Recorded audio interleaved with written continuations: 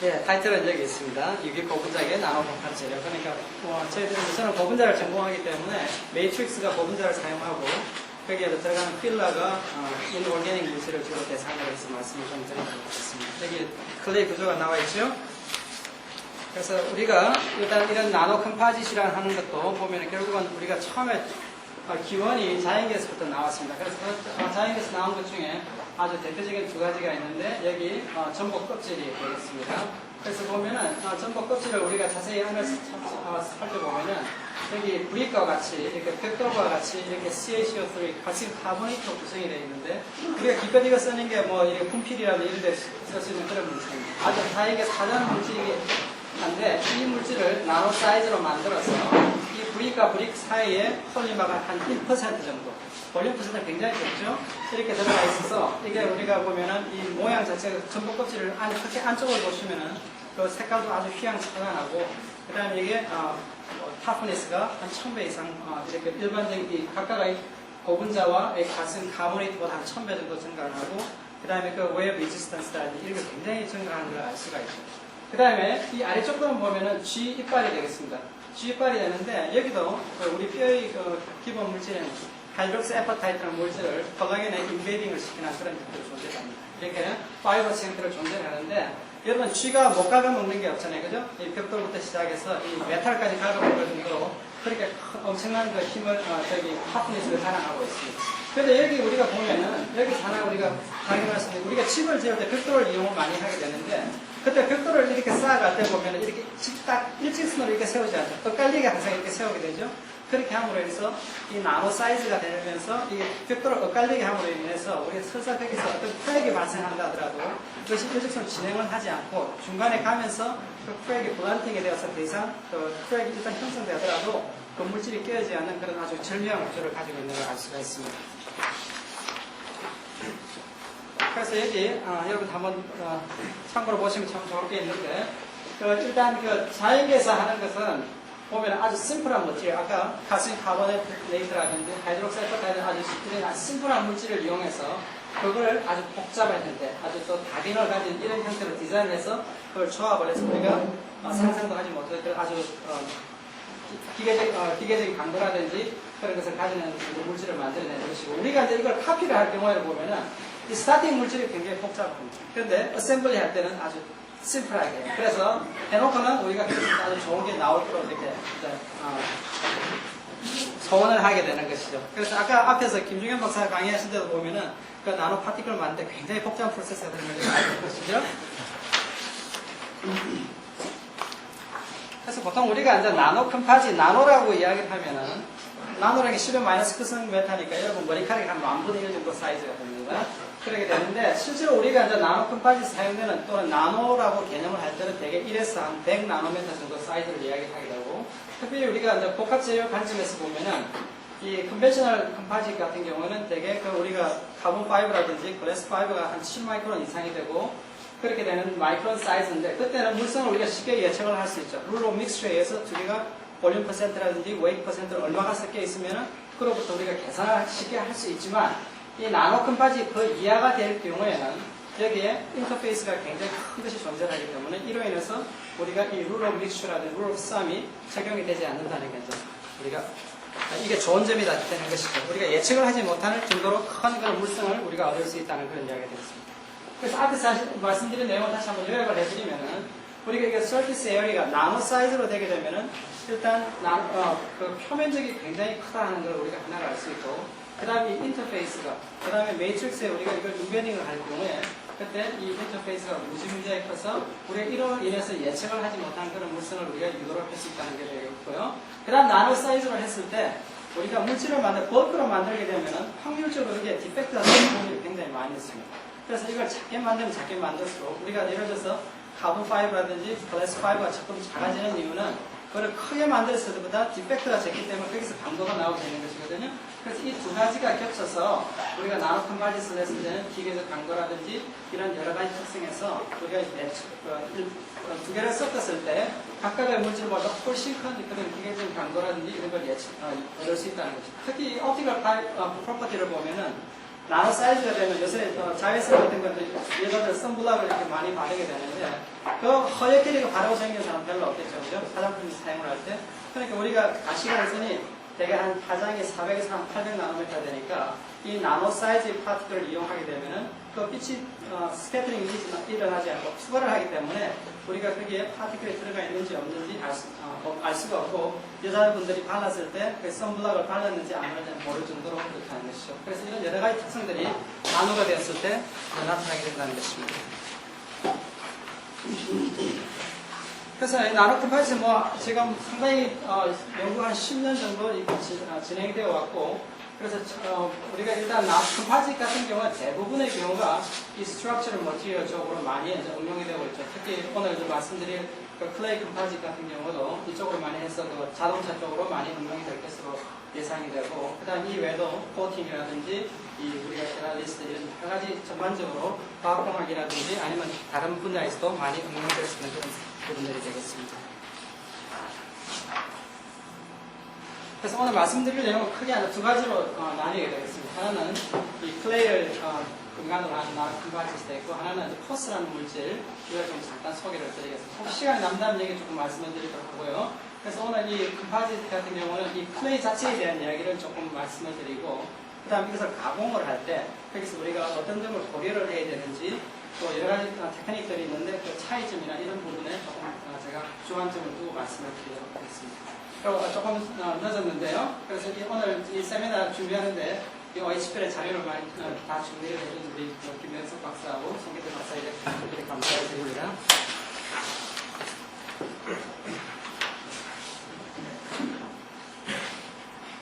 자, 우리가 이 클레이라고 그러면은 환상 구조로 되어 있다는 걸 누구나 다 알고 있습니다. 그래서 자세히 보면은 여기 위쪽에 실리콘을 베이스로 한 테트라히드럴 구조가 있고 또 아래쪽에도 이 노란 게 실리콘인데 아래쪽에도 테트라히드럴 구조가 있고 그 중간에 이 알루미늄을 베이스로 한 옥타히드럴 구조가 이렇게 묶어져 있는 구조가 있습니다. 이게 하나의 층을 형성을 하게 되고 이게 대개 한 1나노메터 한 10옹스트롱 정도 되는 걸로 알려져 있습니다. 그래서 여기 테트라히드럴 구조 사이에 이 옥타히드럴 구조가 들어가 있는 이 형태를 가지고 있고요.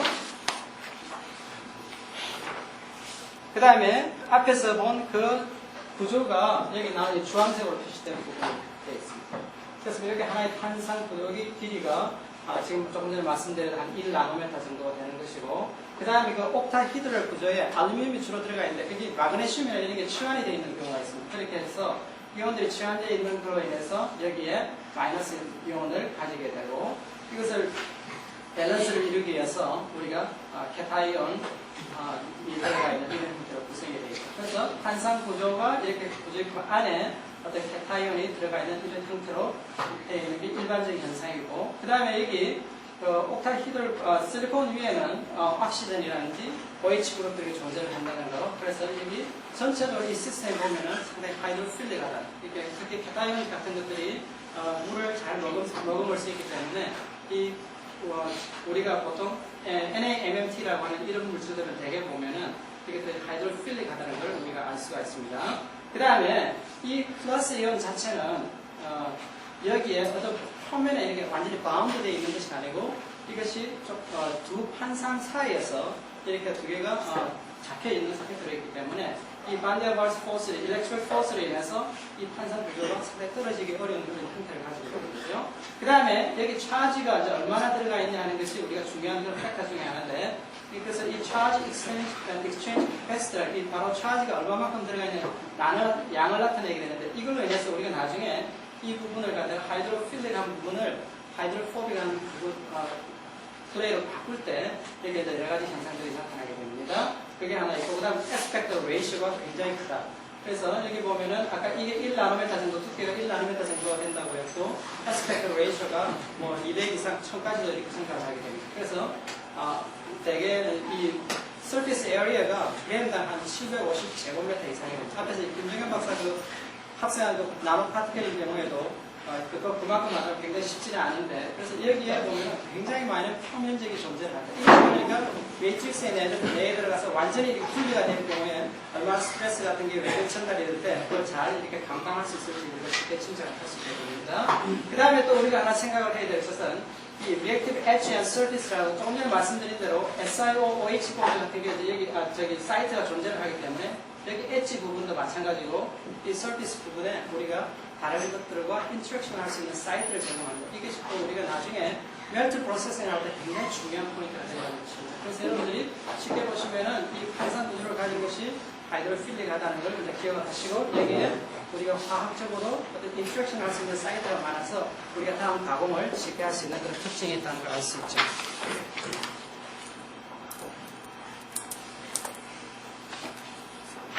그 다음에 이런 클레이 구조는 굉장히 많이 있습니다. 굉장히 많이 있고, 그 다음에 뭐 이런 다양한 종류들이 있는데 사실 뭐 클레이 전공하는 사람들도 쉽지가 않고, 근데 오늘 제가 말씀드린 이 몬모노 나이트릴, 몬모릴로 나이트라는 우리가 보통 약해서 MMT라고 하는 이 물질을 중심으로 주로 말씀을 드리겠습니다. 이 물질이 이제 많이 이용이 되는 이유는 아까 CEC, Charge Exchange Capacity라는 그것이 굉장히 크고, 그래서 우리가 다른 물질을 이렇게 집어넣었을 때 첨과 첨간을 쉽게 이렇게 exfoliation, 이렇게 방리를 할 수 있는 그런 단점이 있기 때문에 주로 MMT 구조를 이용한 이런 플레이를 저희들이 많이 사용하고 있다는 것이죠.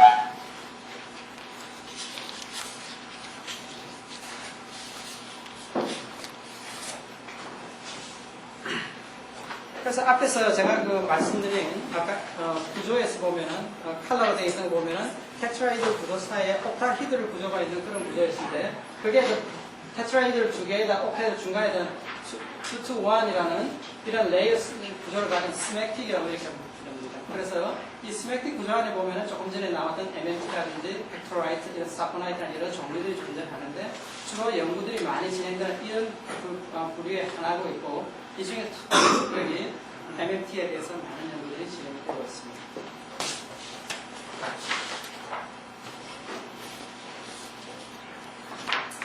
그래서 앞에 말씀드린 걸 우리가 여기 다시 한번 보면은 여기 우리가 MMT 같은 경우에 이 레이어 스트럭처를 가지는 걸 알 수 있고 그 다음에 여기 우리가 레이어 디스턴스라는 게 여기서부터 베이스 플레인에서 베이스 플레인까지 이야기합니다. 그래서 XRD 같은 경우에 측정을 하게 되면 이 값을 주게 되고요. 기본적으로 이 층상 구조에서 1나노미터 플러스 알파가 이게 주어지게 되겠죠. 그 다음에 그 두 개 사이 층과 층 사이를 갤러리라고 이야기하고 그 다음 지금 전체 레이어 랭스는 위스트나 이런 거는 여기 30에서 한 1000나노미터의 레인지까지 있다는 걸 알 수가 있습니다.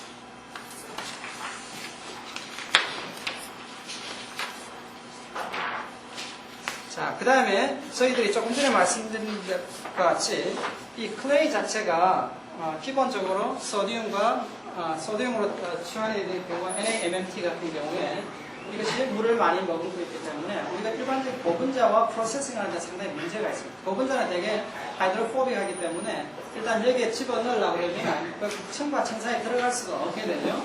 그래서 우리가 먼저 하는 것이 이 층과 층 사이에 있는 이 플러스 캐타이온, 아까 NA라고 생각하시면 되겠습니다. 이 그린색으로 되어 있는 이 NA 플러스 이온을 갖다가 이런 알킬 알루미늄 아이온 같은 거로 인해서 우리가 치환을 하게 됩니다. 그래서 이 부분 NA 플러스가 NA 플러스 대체를 하게 되고 이 롱 알킬 추연이 있기 때문에 이건 오히려 더 하이드로포빅하기 때문에 이거를 갖다가 우리가 집어넣이 NA 플러스 이온으로 우리가 NA 플러스 이온을 치환을 하게 되면은 기본적으로 우리가 하이드로포빅 했던 그 클레이가 하이드로포빅한 그런 클레이로 변하게 됩니다. 그리고 여기에 알킬 체인의 길이가 상당히 깊기 때문에 이걸로 인해서 층과 층 사이가 넓어지고 그 다음 프로세싱 고분자를 집어넣을 때 쉽게 들어갈 수 있는 그런 역할을 이제 하게 되는 거죠. 그래서 우리가 이렇게 치환한 것을 이런 물질로 치환한 오르가노 클레이라고 이름을 부르고 있습니다. 여러분들 고분자하고 되게 프로세싱을 하면은 수용성 고분자를 제외하고는 대개 지금 오르가노 클레이를 사용을 하셔야 되고 PVA, 폴리바이닐, 알코올 같이 이렇게 수용성이 있는 물질은 NaMMT를 이제 그대로 사용하셔도 되겠습니다. 그래서 인터컬레이팅 서펙탄트, 오르가노 클레이를 만드는 그런 여러 가지 삽입하는 물질이 되겠죠. 그리고 보시면은 앞에서 보신 바와 같이 이 아모니움, 알킬 아모니움 에다가 긴 하이드로카본이 붙어있는 이런 형태는 주로 이 물질이 많이 사용이 되고 대개 이 알킬 길이가 한 15 내지 한 17 정도 되는 그런 레인지에 있는 물질들이 주로 사용이 되고 있습니다. 자, 그 다음에 이제 우리가 이걸 이제 클레이 자체를 오르가노 클레이를 만들기 위해서 앞에 나오는 유기화제 서펙턴트를 이용해서 이제 여기 그 안에 이 서펙턴트 이렇게 집어넣게 되죠.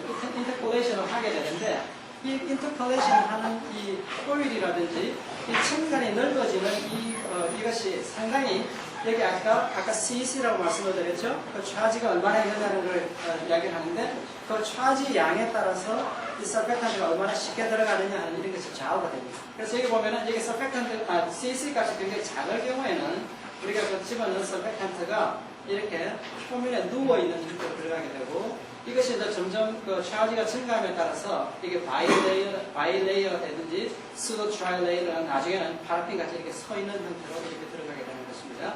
이렇게 들어가게 되고 여기 CC가 위쪽으로 올라가면서 이렇게 증가하게 되는데 그 초반에 보면은 number of circuit 매칠 그룹이 나와 있는데 한 카본이 12개까지는 CC가 적은 경우에는 카본이 12개짜리까지는 이 인터스페이스, 이 갤러리 하이트 자체가 거의 변하지는 않지만 여기 한 13이 되면서 이 바이레이어 구조로 이렇게 가는 걸 우리가 알 수가 있습니다. 그 다음에 이쪽에 CC 값이 이보다 높을 경우에는 여기서 모노레이어에서 바이레이어로 가는 이것이 훨씬 적은 그 메칠 그룹에서 나타나는 걸 알 수 있고 CC가 굉장히 클 경우에는 이 단계들이 다 나타나서 나중에 파라핀 스트럭처 같이 이렇게 가서 이 갤러리 하이트 자체가 앞쪽에 비해서 훨씬 넓어지는 걸 우리가 여기서 알 수가 있죠. 그래서 여기서 말씀드리고 싶은 거는 이 CC 값 자체가 굉장히 이 갤러리 하이트를 결정하는 것 중에 하나가 되고 그 다음에 서펙탄트 중에 있는 매치로스 카본의 수가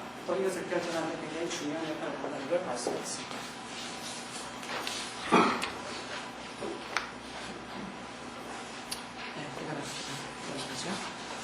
그런데 우리가 CC 값이 굉장히 증가를 하면은 무한히 이제 많이 들어가서 어떻게 보면 더 커져야 되고 이렇게 할 것 같아요. 실제로는 이 CC 값이 굉장히 크다 하더라도 인터컬라이드 스트럭처 자체가 아까 파라핀 스트럭처에 더 이상 증가를 하지 않는데 그거는 들어가면은 이 자기들끼리 반발력에 의해서 더 이상 많이 들어온 걸 강의를 하고 이렇게 해서 더 이상 아까 이야기한 그 파라핀 스트럭처 이상이 되면은 더 이상 갤러리 하이트가 증가하지 않는 걸 알 수 있습니다. 그래서 그런 거를 우리가 블루 이펙트라고 이렇게 이름을 붙이고 있습니다. 자, 그 다음에 이제 복합 재료 쪽으로 다시 조금 넘어갔어요. 그래서 우리가 이 클레이가 층상 구조를 존재를 하게 되는데 이 층상 구조를 이제 어떻게 깨느냐에 따라서 여러 가지 다양한 그런 복합 재료가 나타나게 됩니다. 그래서 이게 이 클레이 이 층상 구조를 전혀 깨지를 못하고 우리가 이 그대로 이렇게 들어가서 고분자는 믹스처가 되어 있을 때 이게 바로 여러분들 일반적으로 보시는 그런 컨벤셔널한 그런 복합 재료가 되겠고요. 그 다음에 두 번째 단계에서 보면은 이 층상이 완전히 깨어지지는 못하고 이 안에 일부 고분자가 이렇게 들어가 있는 형태로 폴리머 체인이 얼마나 들어가 있어서 그 갤러리 하이트가 좀 넓어져 있는 상태로 고분자가 안에 삽입되어 있는 이런 형태로 가 있는 경우가 있습니다. 이것을 인터컬레이트 하이브리드라고 이야기하고 그 다음에 제일 마지막 이게 사실 우리가 원하는 것이죠. 나노 컴파지스의 개념에 있어서는 이 층상 구조 1나노메타에는 그 층이 완전히 깨어져서 고분자 이렇게 완전히 이렇게 디스트리뷰션 되어 있는 이런 형태를 원하게 됩니다. 그래서 저희들이 이럴 경우에 우리가 이 클레이가 한 5% 이내만 들어가도 우리가 원하는 그런 물성을 얻을 수가 있고 만약에 이 컨벤셔널 컴파지스를 사용한다면은 나노 컴파지스 5% 정도가 들어가야 될 게 한 30%나 40% 이상이 들어가야 되는 그런 이제 문제가 생기게 됩니다.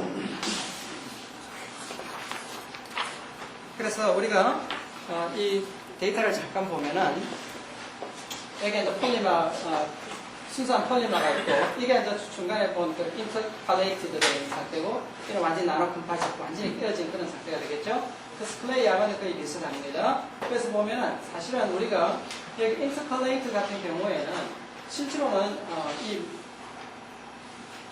대개의 경우에는 이 모든 물성이 이 아래쪽에 비해서 프리스톤 폴리머에 대해서 증가하는 걸 거의 다 볼 수가 없습니다. 대개 이제 클레이가 들어가면은 그것이 딱딱하니까 그거에서 모듈러스나 리지디티 같은 경우는 조금 증가할지 모르지만 그 외에 텐사일 스트렝스나 임팩트나 이 모든 게 감소하는 걸 기억을 하셔야 될 것 같고요. 그 다음에 이제 나노 컴파짓이 완전히 되게 되면은 이걸로 인해서 tensile strength, modulus 이런 모든 물성들이 동시에 증가하는 걸 알 수가 있죠. 이것은 다시 말씀드린 많은 surface area가 하나 주된 이유가 되고 또 다른 하나는 그 스트레스가 제대로 전달이 되려고 그러면 그 인터페이스에서 플레이하고 매트릭스 간의 어떤 인터랙션이 굉장히 좋아야 된다는 걸 일단 알 수가 있습니다. 그래서 앞에 말씀드린 내용을 다시 여기 서머라이즈 해놓은 게 될 수 있는데요. 그 다음에 이게 실리케드 시트로 나노 컴파시스트에 있는 경우와 이 글래스 파이버를 잘 아는 이 탈크 같은 이런 인터컬레이트 컴파시 대표적인 경우라고 볼 수 있습니다. 그래서 보시면은 같은 예를 들어서 한 4, 5% 정도 되는 데서는 그 물성 자체가 비교가 되지 않는다는 걸 알 수가 있죠.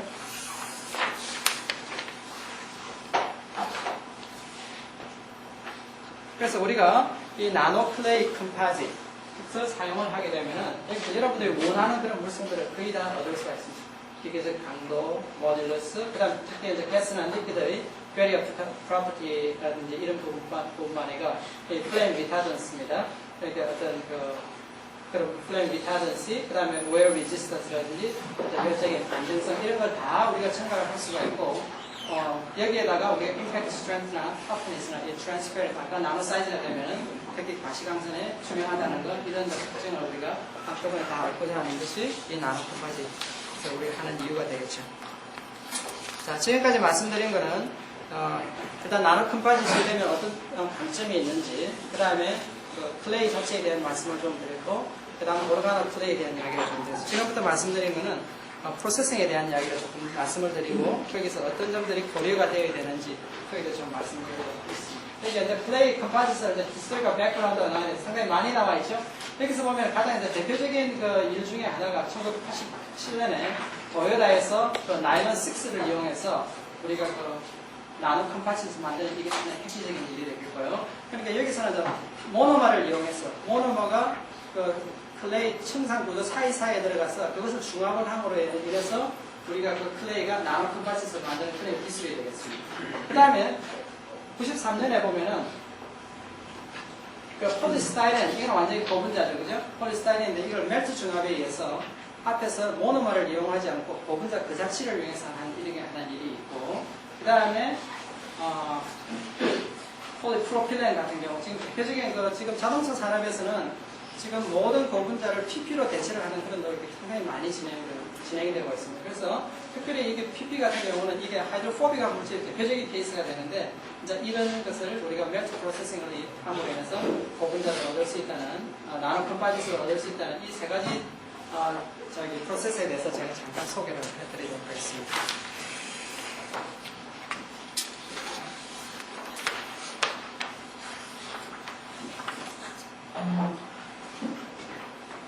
그래서 모노머 인터컬레이션 메소드라는 것은 앞에서 말씀드린 대로 나일론 6 컴파짓을 만드는 대표적인 방법이 되겠습니다. 그래서 여기 스키미틱하게 그려져 있는데 일단 이 모노머 자체가 이 안에 들어감으로 인해서 이것이 층상 안으로 다 들어가서 중합을 그 안에 함으로 해서 이 층상을 하나하나씩 낀다는 그런 개념 자체가 되겠고요.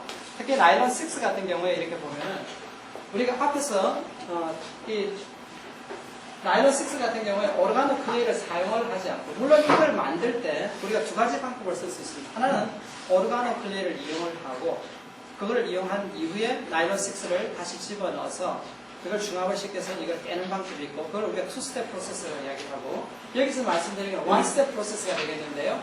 여기에 소디움이 들어가야 돼. 소디움을 그대로 두고 그대로 사용하는 것이 되겠습니다. 소디움을 그대로 두고 여기다가 우리가 카프로락텀을 집어넣게 되면은, 카프로락텀을 물하고 이렇게 집어넣게 되면은 이 안에 들어가서 이 카프로락텀 자체가 물에 의해서 하이드롤리시스가 되면서 이것이 이제 애시드 형태로 변하게 됩니다. 그래서 그 애시드 형태로 변한 것들이 이 Na 플러스 이온들을 다 밖으로 쏟아내고, 그 다음에 이것이 이제 자기들끼리 이제 온도를 올리게 되면은 이것들이 계속해서 이제 고분자가 성장을 하게 되고, 그래서 이 카프로락톤이 성장을 해서 이것이 어느 정도 하면 이 갤러리 하이트가 한 20옹스트로 정도로 이렇게 증가하는 걸 알 수가 있죠. 그래서 여기서 이제 비로소 오르가노 클레이의 나일론 자체의 올리고마하고 그 다음에 이 클레이가 컴플렉스를 형성하는 걸 알 수가 있습니다. 그래서 여기에 약간의 메카니컬 쉬움만 더 주어지게 되면 쉽게 이것이 깨어져서 이런 우리가 클레이 나노 컴플렉스를 만드는 걸 우리가 알 수가 있죠.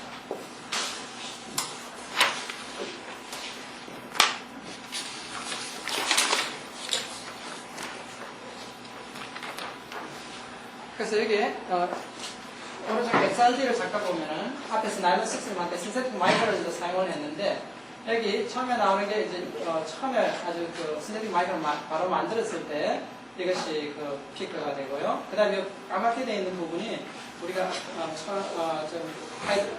입술로 카트로락탐과 동시에 물을 넣어주기 때문에 하이드롤라이스되어 있는 하이드롤리시스가 되어 있어가지고 약간 그게 갤러리 자체가 팽창을 하는 그런 형태가 되겠습니다. 그 다음에 우리가 이제 반응을 진행을 하게 되면은 여기서 이 앞에 있는 두 피크가 완전히 사라지고 여기에서 갤러리가 인트 갤러리가 훨씬 증가하는 형태 20.6옹스로 증가하는 부분이 보이게 되죠. 그래서 이것이 바로 나일론 6 올리고마하고 클레이가 어떤 컴플렉스를 형성한 상태를 알 수가 있습니다. 그래서 이게 메카니컬 쉬어가 좀 주어지게 되면은 이 앞에 있는 이 피크들이 모두가 사라지고 완전히 익스폴레이션 되어 있는 그런 바짓이 우리가 형성된다는 걸 알 수가 있습니다. 그래서 아까 조금 전에 제가 온도를 말씀을 드리지 않았습니다. 처음에 이제 물하고 앱슬로 카포락텀을 집어넣을 때는 한 80도 정도에서 집어넣게 되고요. 물에 이렇게 되면 이제 이 피크가 나타나게 되겠죠. 그 다음에 그거를 이제 220도 올리게 되면은 그 카폴락탐이 물에 의해서 하이드롤리시스가 돼가지고 에시드 형태로 변하게 되고 그 다음에 아까 Na 플러스 이온을 바깥쪽으로 쫓아내면서 그 안에서 반응이 진행될 수 있는 그런 것입니다.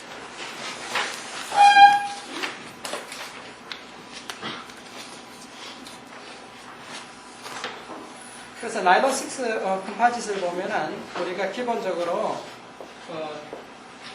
그냥 나일론 6 자체에 비해서 텐서 스트렝스가 얼마나 증가하는지 하는 내용들이 여기 나와 있고 특히 디스토션 템퍼리처 자체가 열적인 안정성을 나타내는 이 부분이 한 80도 이상 이렇게 증가하는 걸 알 수 있습니다. 그 외에도 아까 나노 컴파짓 자체 일반적인 특성이었지만 이게 레이어드 스트럭처를 가지기 때문에 솔버드 레지스터나 thermal expansion coefficient 이런 여러 가지들이 모두가 더 증가하는 걸 우리가 알 수 있죠. 얼마나 남았습니까? 10분 정도 남았습니다. 네. 그럼 제가 그 다음에 멘트로 좀 말씀을 드리겠습니다. 그 다음 사실은 이제 모노마를 우리가 사용하는 것보다는 대개 고분자 합성을 해서 공장에서 대량 생산을 하는 그것을 우리가 사용하는 게 훨씬 더 효과적이라는 걸 알 수가 있습니다. 그런데 앞에서 말씀드린 대로 이 고분자들이 하이드로포빅하기 때문에 이 오르가노 클레이하고 이제 이렇게 우리가 두 개를 섞어서 이용을 해서 써야 되는데 이것이 생각보다는 그렇게 쉽지가 않습니다. 그래서 이렇게 도열에서 아까 말씀드린 대로 PP하고 클레이하고 있는데 여기에 어떤 다른 이 올리고마 형태의 어떤 그 compatibilize라고 이렇게 하는 걸 집어넣게 되고 그래서 특히 이제 멜트 인터컬레이션은 이 폴리스타일렌, PP, 소모플라스틱, 올레핀이라든지 이런 물질들이 주로 대상으로 이용이 되고 있다는 걸 우리가 알 수가 있습니다. 그 다음에 여기 보면은 각각의 클레이 종류가 나와 있고 이 서펙턴트 그룹 넘버라고 나와 있는데 그래서 여기에 알킬 체인의 길이가 18개고 아래쪽 거는 이것이 그 N에다가 이 알킬 체인이 18개짜리 2개 붙어 있다는 그런 이야기가 되겠습니다. 그래서 보게 되면은 이 2개가 붙어 있는데 이니셜 갤러리 하이트가 이렇게 다양하게 다르지만 여기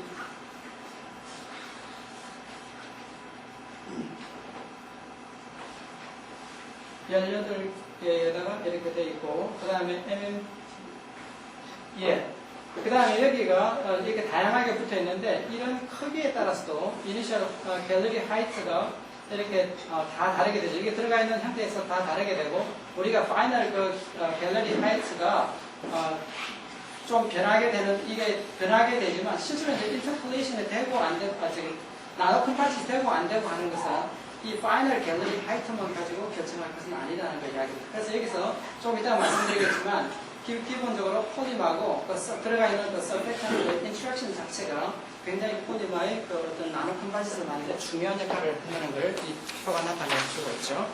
그래서 PP 같은 경우에 기본적으로 저희들 오르가노 클리를 이제 이용을 하지만 일반적으로 여러분 보시는 것이 바로 이게 층상 구조에다가 이 옥타디스 아모니움 같은 이런 걸 취해인들이 쫙 들어가서 갤러리 하이트가 증가를 하고 있는데 이걸 가지고 PP 멜트를 만들어 바로 믹싱을 하게 되면 이게 나노 컴파지트 절대 만들 수가 없습니다.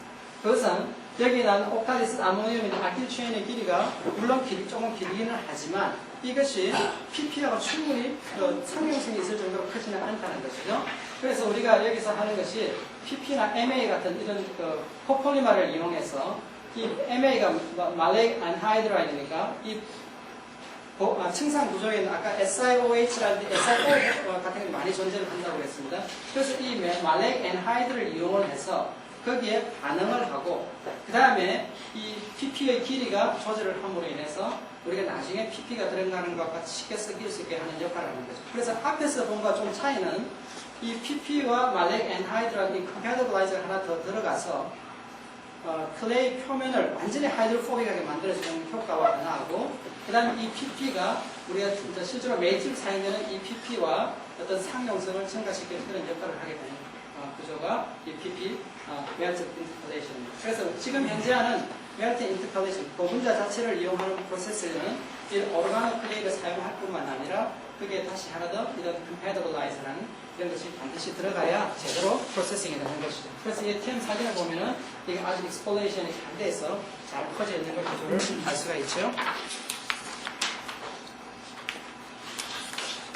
역시 마찬가지로 폴리스타이렌 같은 경우도 마찬가지입니다. 그래서 폴리스타이렌 같은 경우도 우리가 보통 고분자로 사용하는 레인지가 한 10,000 이상 되면 되니까 대개 한 100,000 정도 되는 이 레인지를 사용하게 되는데 우리가 이걸 알 수 있고 여기는 폴리스타이렌 자체를 조금 구조를 바꾸어서 아래쪽으로 가서 폴리티를 증가시킨 것이 되겠습니다. 그래서 보면은 이 폴리티가 증가할수록 인터컬레이팅 들어가는 폴리스타이렌이 잘 들어가서 우리가 나노 컴파지트를 만들 수 있는 그런 걸 알 수가 있습니다. 그래서 이렇게 앞에서 말씀드린 여러 가지 형태에 대해서 우리가 템 사진을 보면은 아주 엑스폴레이션이 잘 되어 있어서 우리가 원하는 그런 나노 컴파지트를 만들 수 있다는 걸 이제 여기서 나타내는 것입니다. 그래서 제가 가공에 대한 이야기는 이 정도로만 마치고요. 그 다음에 이제 실제로 우리가 지금 나노 컴파짓이 여러 가지 나와 있는데 여기 보면은 그 자동차 엔진 커버라든지 이 나일론하고 그 아까 마이크하고 우리가 합성을 하는 마이크하고 주로 만들어서 사용하고 있고 또 타이밍 벨트라든지 그 다음에 이 자동차 문 이건 특히 서버 플라스틱 올레핀을 이용한 그런 경우 그 다음에 페트병이라든지 또 나일론 이런 형에서 이 베리어 프로퍼티를 증가시키는 컨테이너 쪽으로 많이 연구되고 있습니다. 그래서 외국에서는 굉장히 많은 리서치들이 되고 있는데 국내에서는 아직 그렇게 학교에서나 이런 데서 많이 연구가 되고 있지 않고 기업체는 그렇게 본격적으로 되고 있지 않는 것 같습니다. 그래서 특히 이제 나노파라든지 SSB, 사든 클레이 프로덕트 이런 경우는 이제 클레이 자체를 제공하는 회사고 이 중간에 있는 부분들은 이제 그런 테크놀로지를 개발하는 그런 회사가 되고 아무래도 자동차 회사는 이런 쪽이 프로덕트 중심으로 많은 연구들을 진행하고 있습니다. 그래서 우리가 궁극적으로는 애플리케이션 고분자 입장에서 보게 되면은 이 서머 플라스틱 쪽으로 주로 이제 가야 될 것 같습니다. 아까 말씀드린 PP 같은 경우는 우리가 자동차 산업에서 모든 그 고분자를 대체하고자 하는 그런 노력이 진행되고 있기 때문에 그쪽으로 하고 이 베리어 프로퍼티에 좋은 걸 이용해서 페트병이라든지 뭐 PT 이런 쪽 그 다음에 일레스토마 같은 경우에 지금 카본 블랙이라든지 실리카 댐이 많이 들어가 있는데 이런 부분들을 우리가 클레이로 대체를 하겠다는 그런 부분 코팅을 할 경우에는 우리가 그 베어 리지스탄스라든지 또는 이런 부분들이 굉장히 증가를 하기 때문에 이런 부분 특히 이제 어드밴스 컴파짓 지금 컨벤셔널 컴파짓 같은 경우에는 이게 상당히 브리틀하고 또 디라미네이션이 잘 일어나죠. 그래서 러버 같은 것들을 많이 넣었었는데 그렇게 했을 때 역적인 안정성이나 이런 게 떨어지기 때문에 이걸 대체하고자 하는 그런 노력들도 많이 진행되고 있는 것 같습니다. 그게 다 돼가죠? 네. 자, 후반에 잠깐만 한 5분 정도 말씀드릴 거는 이 포스라는 물질에 대해서 좀 말씀을 드릴게요. 폴리히드럴, 폴리고모릭 신세스틱 옥세인이라는 그런 물질이 있는데 여기에 대해서 간단히 그러면 접하기가 그렇게 많지 않으신 것 같아서 좀 말씀을 드리도록 하겠습니다. 그래서 이것도 저희들이 하나의 필러로서 이렇게 사용을 할 수 있는 물질인데 여기 보면 이게 포스의 구조가 여기 나와 있습니다. 폴리 아까 히드랄 신세스틱 옥세인이라고 하는데 이렇게 다면체 구조를 가지고 있고 아주 여기 SIO, SI 본드로 이루어져 있고, 이렇게 팔각형 형태로 지금 여기 구조가 이렇게 이루어져 있죠. 그런데다가 이 실리콘 코어에다가 이 바깥쪽에 R 그룹들이 이렇게 많이 붙어 있습니다. 그래서 이 R 그룹을 어떻게 조절하냐에 따라서 우리가 다양한 다른 고분자와의 상용성이라든지 어떤 여러 가지 우리가 원하는 좀 물성을 얻을 수가 있게 되고, 그 다음에 이 케이지가 되게 한 1에서 3나노미터 정도밖에 되지 않습니다. 그러니까 그러고 이게 만약에 R 그룹이 이렇게 붙어 있을 때 한 50나노미터 되게 이하이기 때문에 어떤 모리큘러 레벨에서 매트릭스와 우리가 섞을 수가 있다는 것이 되겠고요. 그래서 이 물질 자체만 보더라도 이게 올게닉과 이노르게닉이 합쳐지는 그런 어떤 형태를 가지고 있다는 걸 우리가 알 수가 있죠.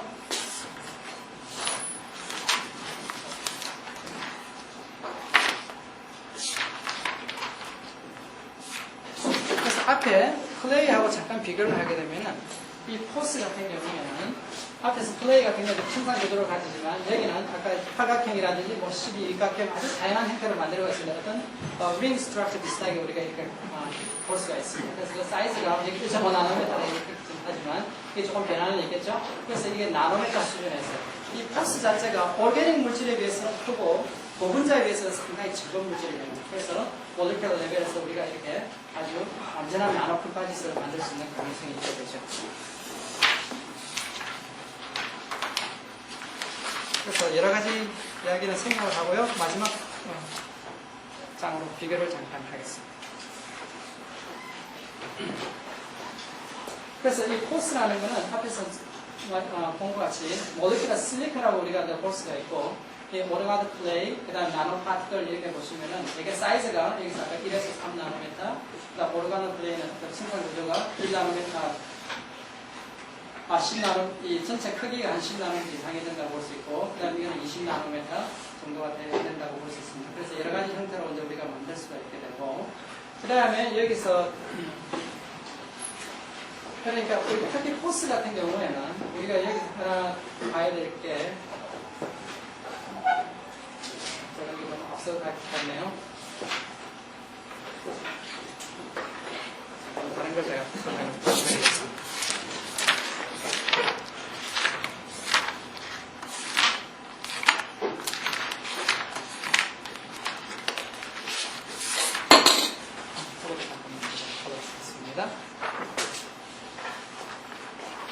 이렇게 애디티브로 만약에 사용이 되게 되면 피기적인 강도를 물론 증가를 할 수가 있고, 디스커스 자체를 우리가 이제 고분자를 강화할 때 플라스틱 사이즈를 굉장히 많이 늘리는데, 아까 R 그룹 자체, 실리카 주위에 있는 R 그룹 자체를 조절하게 되면은 우리가 그것을 우리가 그 고분자의 어떤 플라스틱 사이즈로 역할을 할 수 있죠. 그런데 보통은 저분자 같은 경우는 플라스틱 사이즈를 집어넣으면은 시간이 다 점점 빠져나오는 문제가 있게 됩니다. 그래서 이런 경우에는 그런 문제가 없이 플라스틱 사이즈의 역할을 할 수 있다는 하나의 특징이 있고, 그 다음에 여기는 아까 포스 자체가 어떤 안에 기본이 형성이 되어 있습니다. 그래서 나노클레이에 비해서 나노클레이 같은 경우에는 그 베리어 프로덕트를 굉장히 좋게 하는 반면에 여기는 가스의 퍼미어빌리티가 굉장히 증가하는 걸 생각하시면 되겠죠.